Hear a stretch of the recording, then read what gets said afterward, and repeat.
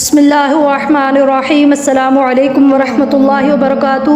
مجھ سے میری بہن نے پوچھا تھا، ایک بہن نے کویسچن کیا تھا کہ اگر بینک سے قرضہ لے کر گھر بنایا جائے یا بینک میں وہ زیور وغیرہ رکھ کے ادھر سے قرض لیا جائے تو گھر بنانا اس طرح پیسہ لینا جو ہے وہ کیسا ہے۔ تو میں نے سوچا کہ اس ٹاپک پہ میں ایک بیان کر دیتی ہوں تاکہ جن اور میری بہنوں کو بھی علم نہیں ہے ان کو بھی پتہ چل جائے۔ تو سب سے پہلے تو میری اللہ سے دعا ہے کہ اللہ رب العزت ہم سب کو پرسکون گھر عطا فرمائے اور ہمارے گھروں کو اسلام کا دین کا گہوارہ بنائے اور اللہ تعالیٰ میں حلال طریقے سے گھر بنانے کی توفیق عطا فرمائے۔ اب جس کسی میرے بہن بھائی کا اپنا ذاتی گھر نہیں ہے اور وہ بینک سے قرضہ لے کر گھر بنانا چاہتا ہے یا بینک میں زیور وغیرہ رکھ کر تو ادھر سے پیسہ لینا چاہتا ہے گھر بنانے کے لیے یا کسی بھی کاروبار کے لیے، تو یہ دیکھیں کہ یہ دنیا میں کوئی بینک ہو جو سود پہ قرض نہ دیتا ہو اور وہ بے شک وہ کیا کہتے ہیں آسان قسطوں پہ بغیر سود کے قرضہ دے رہا ہو تو ان کو بالکل لے لینا چاہیے۔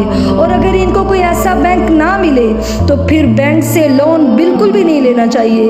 لہٰذا سود پہ یہ سود جو ہے بینک سے قرض لینا یا کسی بھی فرض سے سود لینا، تو ایسے پیسے سے مکان نہ بنائیں، کوئی بھی کاروبار سٹارٹ نہ کریں۔ کیوں بھلا؟ کیونکہ سود کو اللہ تعالیٰ نے اپنے ساتھ جنگ قرار دیا ہے۔ اللہ تعالیٰ نے قرآن پاک میں فرمایا یا ایھا الذین آمنوا اتقوا اللہ وذروا ما بقی من الربا ان کنتم مؤمنین۔ اے ایمان والو، اگر تم مومن ہو اللہ سے ڈر جاؤ اور سود چھوڑ دو، اور اگر تم نہ چھوڑو سود کو تو فإن لم تفعلوا فأذنوا بحرب من اللہ ورسولہ۔ اگر تم نے یہ سودی کاروبار لین دین نہ چھوڑا تو پھر اللہ اور اس کے رسول صلی اللہ علیہ وسلم سے جنگ کے لیے تیار ہو جاؤ۔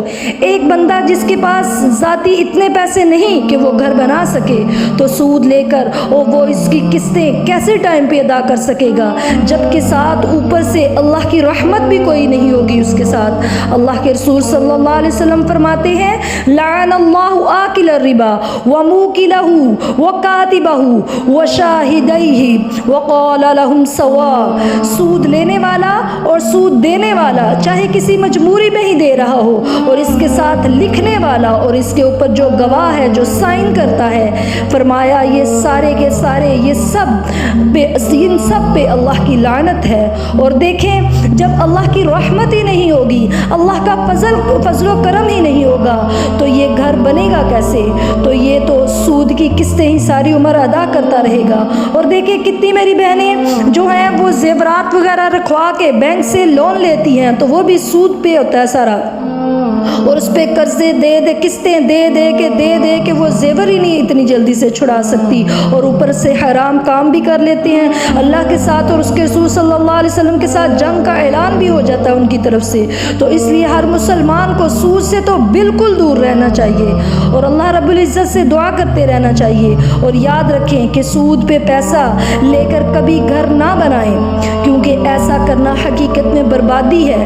دیکھیں بندے کے لیے اپنا گھر ہونا کیا ضروری ہے۔ نبی رحمت صلی اللہ علیہ وسلم کا کاشانہ انور دیکھیں کہ وہ کتنا بڑا تھا کہ جب رات کو آپ صلی اللہ علیہ وسلم تہجد پڑھتے ہیں اور ہماری ماں ام المؤمنین حضرت عائشہ صدیقہ رضی اللہ تعالی عنہ وہ فرماتی ہیں کہ سجدے کی جگہ تب بنتی تھی جب آپ صلی اللہ علیہ وسلم میرے پاؤں کو ہاتھ لگاتے، اشارہ کرتے اور میں پھر اپنی ٹانگوں کو سمیٹ لیتی تو سجدے کی جگہ تب بنتی۔ اتنا سا گھر تھا امام الانبیاء کا، سید المرسلین صلی اللہ علیہ وسلم کا۔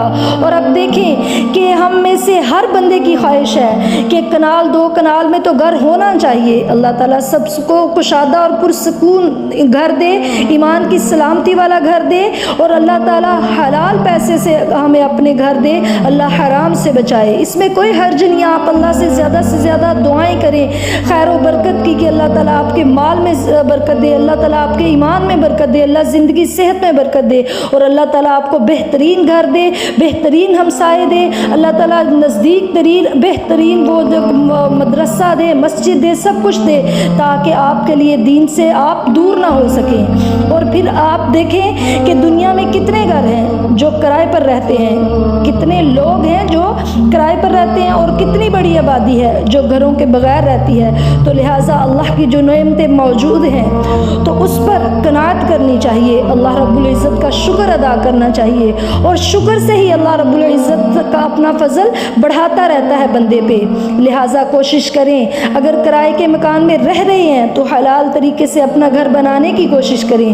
اللہ تعالیٰ تمام مسلمانوں کے لیے آسانیاں پیدا کرے اور ہر مسلمان کو آرام دہ اور پرسکون خوبصورت گھر عطا فرمائے، آمین۔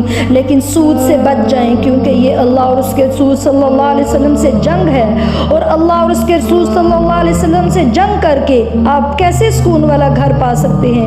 تو لہٰذا آپ دعا کیا کریں، آپ اللہ تعالیٰ سے ہر وقت دعا کریں، تو میرے اللہ کے لیے کچھ بھی ناممکن نہیں۔ بے شک پلاٹ ہماری پہنچ سے دور ہو، گھر کا جو مٹیریل ہے سب کچھ بہت زیادہ مہنگائی ہے، تو اس لحاظ سے جب ہم اللہ سے مانگیں گے تو انشاءاللہ قبولیت کی گھڑیوں میں اللہ قبول کرے گا، تو وہ مالک ضرور آسانیاں پیدا کرے گا۔